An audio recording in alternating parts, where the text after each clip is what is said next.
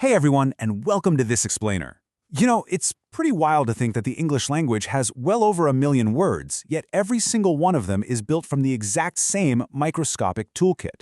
Today, we're going to take something that literally everyone thinks they know perfectly, the ABCs, and we're going to look at it through a highly structured, analytical lens. We're going to completely transform the alphabet from that classic, kind of rote song we all mumbled as toddlers into a strategic, architectural blueprint for reading and writing. Our source material really hits the nail on the head with this one, stating, "The alphabet serves as the foundation of written communication."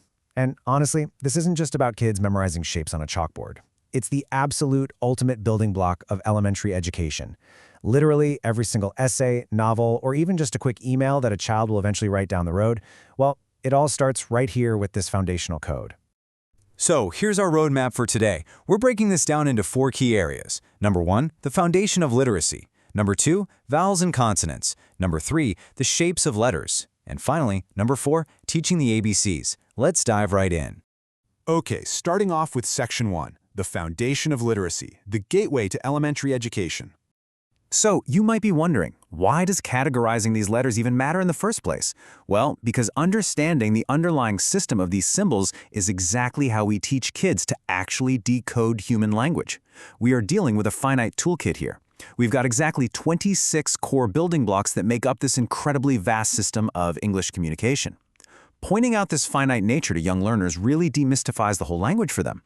Understanding the inner mechanics of just these 26 specific units, that is the literal gateway to literacy. Moving right along to Section 2, vowels and consonants, the sounds of early reading. When we break down the numbers, we've got a pretty stark mathematical and phonetic split going on. Out of our 26 letters, consonants completely dominate the board, making up 81% of the alphabet. That leaves just a tiny 19% sliver for our vowels. But hey, do not let that math fool you, because those vowels carry immense phonetic weight in our language. Think about it. Vowels, A, E, I, O, and U, they're basically the phonetic glue of our entire language. Consider this for a second. Every single syllable in the English language requires a vowel sound, no exceptions. So isolating these 5 specific letters is an absolutely essential first step, mainly because they represent the breadth and the voice of the words. Almost every single syllable a child is ever going to read hinges directly on these 5 crucial sounds. So yeah, this distinction is incredibly essential for young learners. Separating vowels from consonants is, quite literally, the operational key to unlocking phonetics. It directly accelerates the development of early reading skills by giving children a really predictable, solid framework to decode new words. It's a total game changer. All right, Section 3, the shapes of letters, visual geography, and handwriting. Now we can actually categorize letters geographically using some really fun visual metaphors. On one side, we have what we call tall letters. Kind of like the long neck of a giraffe, these guys extend way up above the standard height. Think of a lowercase b, d, or h. And then, on the flip side, we've got tail letters. Much like a monkey hanging from a branch, these letters have descending features that drop right below the bottom line, like a G or a P. It creates this entire visual map for the kids. And grasping these lengths and structures directly aids their writing. It's so cool how this works.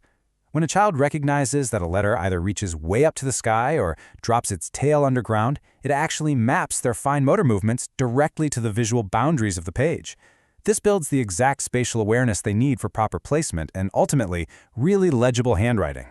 Which brings us to our final part, Section 4, teaching the ABCs, the practical toolkit for educators. Okay, so to effectively teach these concepts without completely putting your classroom to sleep, educators really need to align with how students actually prefer to learn. And that's through multi-sensory engagement. We're talking songs, interactive games, art projects, and highly visual aids like charts and flashcards. You really have to inject energy into this whole process to transform passive listening into active, joyous retention. So here is the exact step-by-step procedure to make that happen. Step 1. You introduce the categories using visual aids, flashcards and charts. Step 2. Get the students to actively sort the letters into the groups we just talked about, vowels versus consonants, giraffes versus monkeys. And then Step 3, reinforce all of that recognition and retention through gameplay. It's just such a logical, natural path from initial shape recognition straight to permanent, cemented foundational knowledge.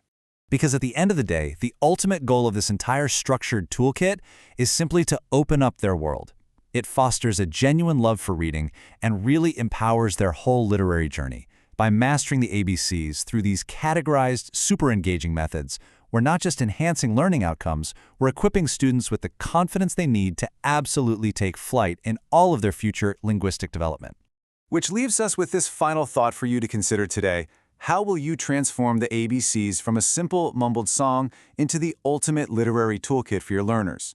Think about how applying this structured, visual, and phonetic map can entirely change your approach to early education. Thank you so much for joining me for this explainer. Stay curious and keep learning.